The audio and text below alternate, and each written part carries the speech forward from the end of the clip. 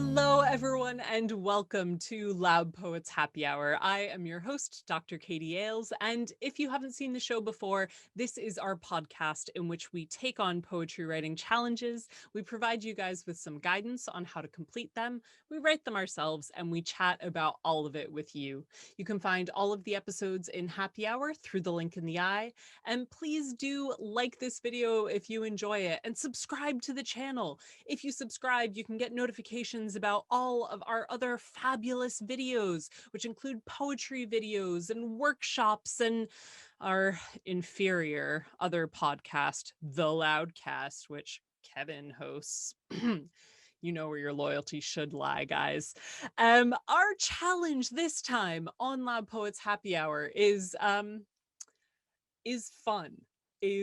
fun.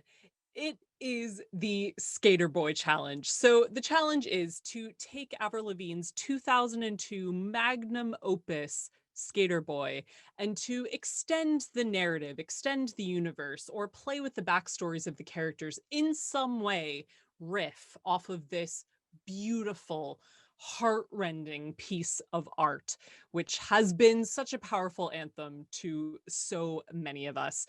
Guys, I have to say this challenge has really been getting under my skin. It's been hard to let go of this challenge. But ultimately, I really feel like it's one of the best damn things to happen to Loud Poets Happy Hour. So I'm quite grateful for it. And I somehow managed to get together a 5 top tips for this challenge, and you can watch that through the link in the eye. Now, you guys may be wondering, who on earth?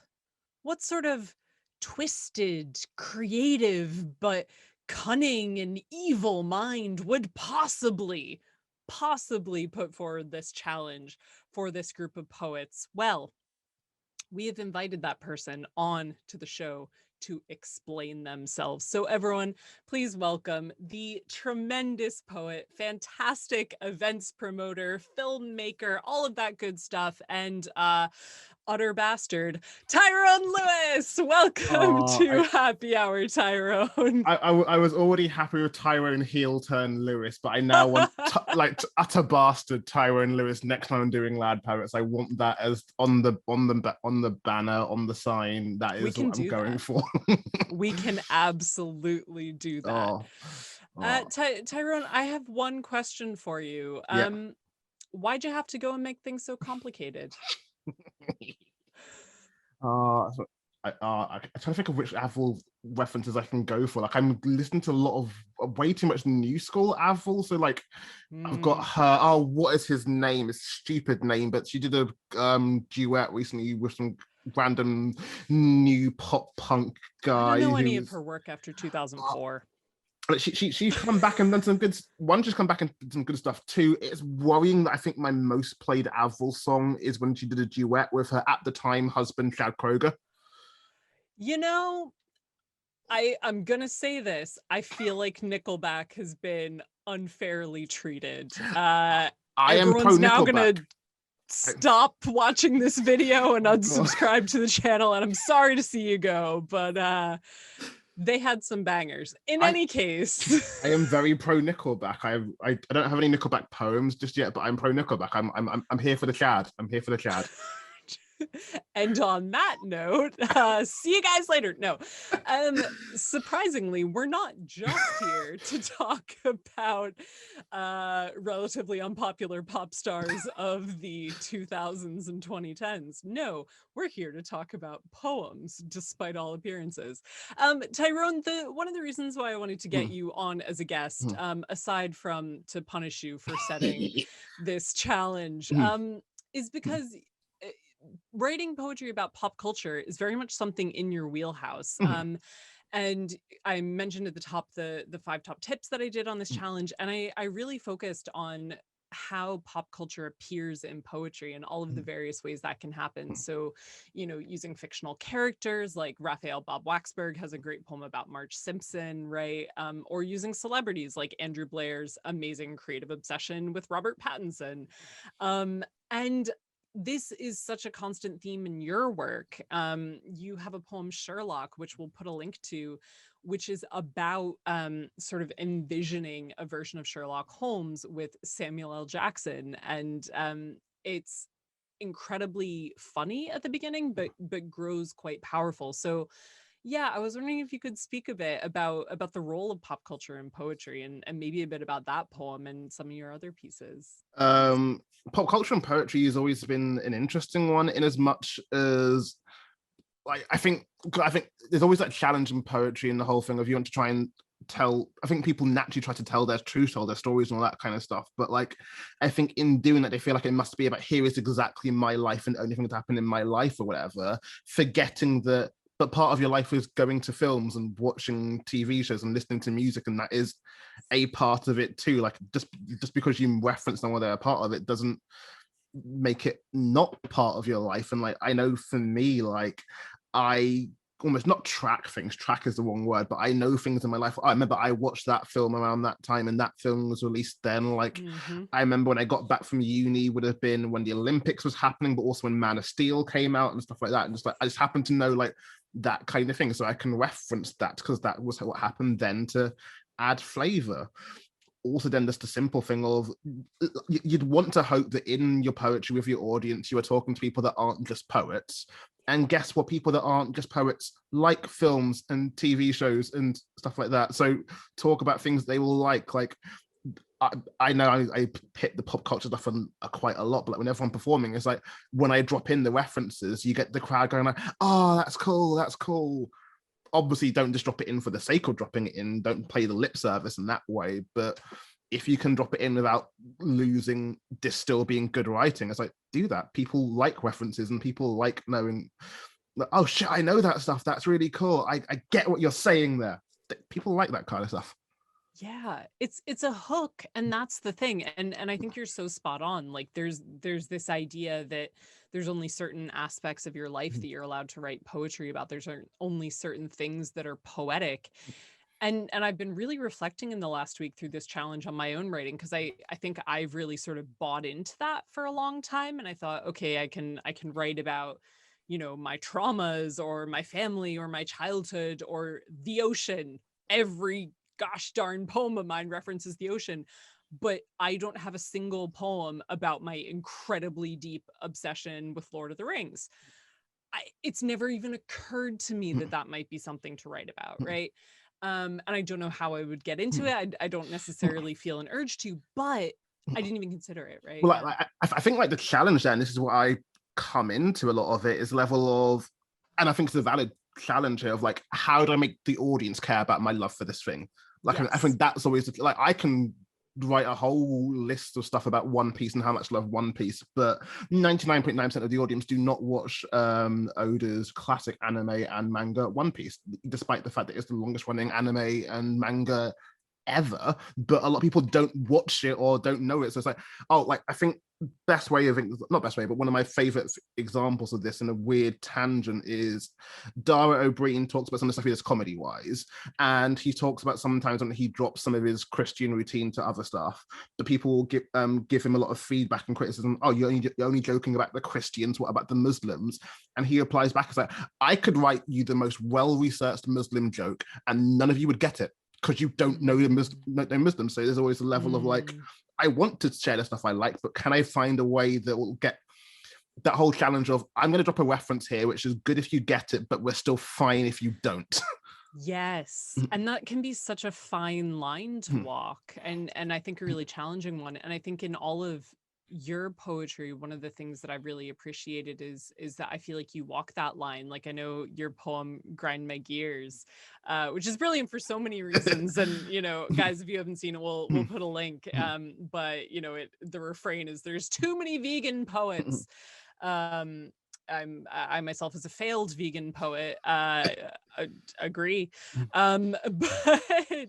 But you sort of dip in and out of pop culture references throughout that. And one of the things that I love is how you use pop culture as sort of a conduit to get to more serious issues. So I'm going to paraphrase and probably horrifically ruin your poem, but one of the things is like, there are too many explosions in Michael Bay movies. there are too many explosions. So it sort of goes from like the humor, like, oh my God, Michael Bay, stop this, to actually getting to the real world. So is that something that is sort of a priority for you as well, like using pop culture as a vessel to talk about bigger issues? Not specifically pop culture, but just in general. Like I think I struggle with things. I think I mentioned it on the lesser show, the Loudcast, but I struggle with things that are too serious. I like there being dynamics and changes of things. So that's on this part of level of I will say something funny and then hopefully we can go to serious afterwards, which might be here is a pop culture reference, but now here's me making it serious. So the pop culture reference wasn't just all sugary and flowery and stuff like this. It's like there was a reason for it, which now I've delivered on afterwards. So like it's fun, but also there's a point too. But the fun gets them to listen to it, and other points like you're listening now. Now I can tell you stuff I want to tell you, and it's like come in. Now now we can talk. Now we can talk. I think that's such a good approach, though. And I mean, we like there are a bunch of conversations on this channel about sort of political poetry, but I mean that broadly, poetry just sort of speaking on more important issues. And I think that that's such a good strategy, whether you're using storytelling or references or humor, just as a way of just getting people in the door. Because I think that there's often this assumption, particularly with spoken word, that it'll just be a lot of vegan poets ranting at you, though, and just being like, listen to this, and I think, you know, getting at it by saying, let's talk about explosions in Michael Bay films or Sherlock Holmes or all of this, is such a fantastic way of extending a branch and saying, okay, well, you know about this, right? Let's try this. I know, again, to bring up that terrible other podcast, the Loudcast, but I know that Kev was having a conversation with Rab Florence, the Scottish writer and comedian and actor, and this might actually be on the Loudcast Extra, so sign up to our Patreon. But he has a poem about Batman, which is his most popular poem, but it's not so much about Batman as it is about grief. Batman is the conduit to getting to grief, and I think that can be such a strong approach with these things. Using it to get in the door and then going somewhere else. We like the whole thing of like finding a way into a poem, and that way into it might be, it reminds me of this TV show. I need to find the title of it, and it's going to annoy me that I don't remember the title of it. There's a wonderful poem about Monica from Friends. Is it Hera Lindsay Bird? I think so. Yeah. Yes. I think it's just called Monica. Yeah. We'll put a link to that one as well. All of the links. Yeah. But like the whole idea that like again using Monica to talk about so many other things and build again similar to the Marge poem, like building on of Monica to talk about so many things. It's like this is just the conduit into what we're talking about, kind of thing. It's like I like that. It's a good way of doing stuff. And it's storytelling more broadly too, because, you know, I mean, when we talk about popular culture, obviously that's such a broad umbrella, but there are reasons why people love TV so much and movies so much. You know, it's powerful stories that really grab us, and it's also the idea that don't remember who made the meme. I know that Ross McClaren. Yes, Ross McCleary shared it the other day, or like the video, like you know that celebration when we had the guy celebrating with the anime meme, we had the guy celebrating with him getting the medal ceremony, and the champagne and stuff. There's a whole set of that, and like his called poetry in this one, celebrating, goes to the podium, he's in third place, plays are on second place, and like stories are in first, but fiction's in first place, and it's like poetry is not popular in the first place. So like the fact that like let's engage the popular things and see what is popular, and like not selling ourselves out for it, but it's like not like we can engage with the popular stuff too. Like fiction and plays do that all the time. Why do we feel like we're above that? And that's exactly it, isn't it? It's sort of the stereotype about poetry where we're high culture, and you're like, I don't ever want to be high culture. I want to be high quality, but I not high culture, because then all that means is that you put a ceiling beneath you, and I don't want that ever for my own art. So pop culture and poetry, it's good stuff. The last thing that I wanted to ask you about, Tyrone, because in my top tips video, I talked about RPGs. And full disclosure, folks, I have only ever played an RPG once in my life, I was terrible at it. I was meant to go on like a murder mission, and I ended up just feeding all of my food to the horses and dying. They're not made for me. But I know that this is a world that you're more involved in. And so I was just wondering whether for you, the sort of character building skills that you use in role play games, whether that is something that has ever informed your poetry, because I was talking about them as sort of like character development tools. Is that something that goes back and forth, or are those sort of separate creative worlds for you? I I mean, they're definitely separate worlds. I think because I think if anything, most RPG, especially because I DM a lot, that deals more with hosting and like on stage presence in that way, and potentially the stuff to do in between poems. Because the poems are so rehearsed and planned, well, and most of the time, it's like the RPG elements don't lean into that because so much of the RPG game is based off of dice rolls, randomness of what other people are saying, etc.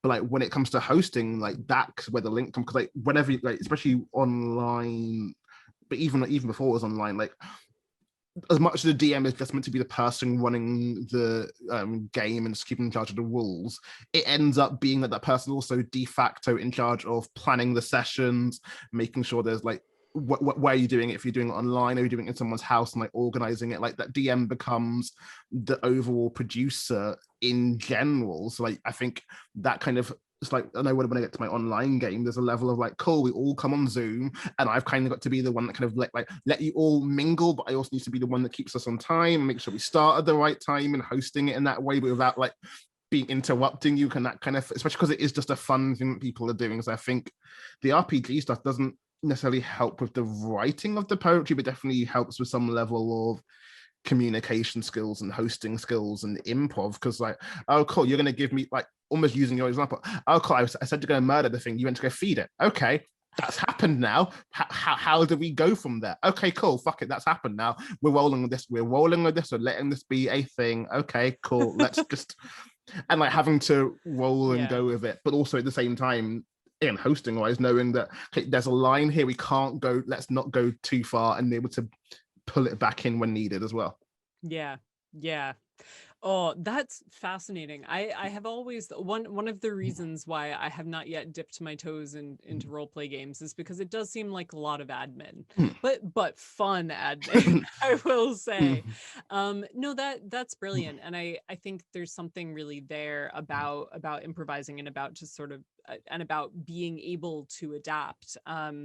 And I know, folks, if you've not watched my 5 top tips, this may seem a little bit sort of off topic, but I bring it up because I think that it's really important to me to sort of make connections between different forms of creativity and to look at how they can inform each other in various ways, and often surprising ways. And I think, this challenge has been such a great way of thinking about storytelling more broadly, and about what sorts of other activities can really activities and forms of entertainment can really enhance our abilities to do poetry, whether that is writing it or organizing it or hosting it or whatever the case may be, even viewing it.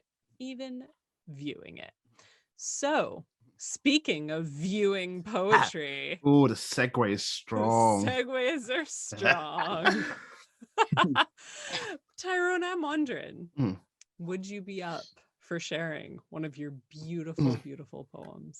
One, yes. Two, I can also very quickly explain us on the pop culture thing as well. One of the things that I've always done, well, not always, I've been leaning into as a simple pop culture thing, is I name pretty much 95% of my poems after some vague pop culture reference. Yeah, gosh, yeah. Like titles in general, I struggle with them. They're hard and annoying. So for the past 5 years now, just like, I'm going to find a random reference and name my poem vaguely after that. The poem is not about that entity, but I like doing that, which is why I now bring you my poem, Too Black, Too Furious. Yes. I need to talk to Bridget about potentially trying to do a Fast and Furious pamphlet to couple up with their Grease pamphlet. But anyway. Yes. Burning Eye Books, folks. Check out Burning Eye Books. So yeah, this poem is Too Black, Too Furious. This poem is so black, it was being racially profiled before I even wrote it. This poem was being looked over for jobs despite having all the relevant qualifications and experience. This poem is pretty for a Black poem. This poem has curves and an arse, and this poem is so Black it has cornrows and dreadlocks and an afro and extensions and a weave. This poem exclusively eats jerk chicken and plantain and watermelons and just drinks orange soda and rum and ginger beer. This poem is so Black a police officer murdered it on video. This poem is so Black it comes from the country of Africa. This poem is so Black it comes from the country of the Caribbean. This poem is so Black its middle name is the N-word. This poem is so Black that we can't pronounce its real name, so we're just going to call it Kevin. This poem is exotic. This poem is so Black Scarlett Johansson wants to play it in the biopic. This poem loves anime, specifically Naruto and Dragon Ball Z. This poem's favorite superhero film is Black Panther, and everyone mentions Get Out to this poem. This poem is so Black a police officer murdered it on video and now it is trending on Twitter. This poem is so Black people are surprised it likes country music. This poem can play bass. This poem is good at sprinting. This poem is good at basketball. This poem is good at long distance running. This poem can't swim. This poem is so Black its dad left it. This poem is angry. This poem is mad. This poem is a thug. This poem used to be in a gang. This poem always carries a knife with it. This poem is so Black it keeps being asked to be that one Black poem in the set. This poem makes most of its money during Black History Month. And this poem is so Black a police officer murdered it on video and now it is trending on Twitter and now people are protesting. And this poem is so Black it was killed before it could.